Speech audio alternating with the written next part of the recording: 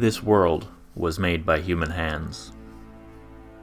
Generations ago, humanity came to this world, an airless, barren rock spinning in the dark. They shaped it, they seeded it, they watered it, and made it into a paradise, a utopia. They made their homes in shining white cities, perched on mountain tops, in verdant pastures and deep forests. They bottled stars to fuel their machines. They spun diamonds into thread, and wove that thread into sheets to make their homes with, stronger than steel and light as clouds.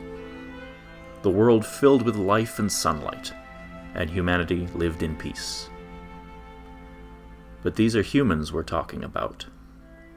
The peace was not to last. As humanity settled, borders formed naturally, both in the world and between the people.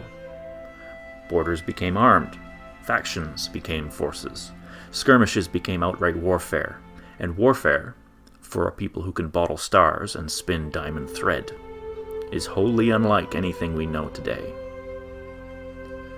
They made this world. They also could unmake it.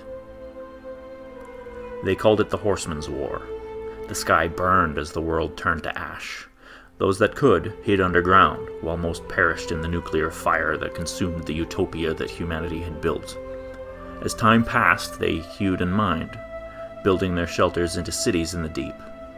Generations passed that never knew the sun, and only knew the surface as stories of tragedy and myth of a place beyond the great city gates. Beyond those gates, the world recovered, unguided by the human hands that first shaped it. Trees grew tall and gnarled, resilient to radiation, while small surviving creatures grew into the ecological niches beneath their branches. The web of life sprawled out, decadent and wild, across the barren landscape.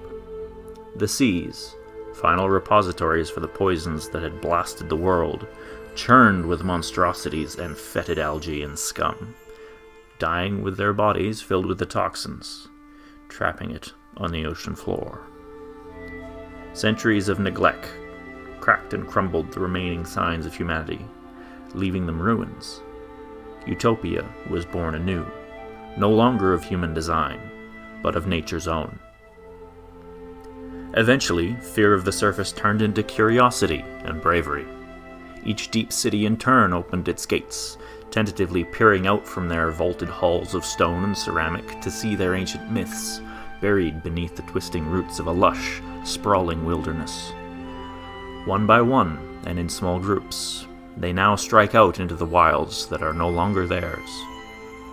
To reclaim their ancient borders, to heal their scarred world, to rediscover their heritage, to bring light to dark places.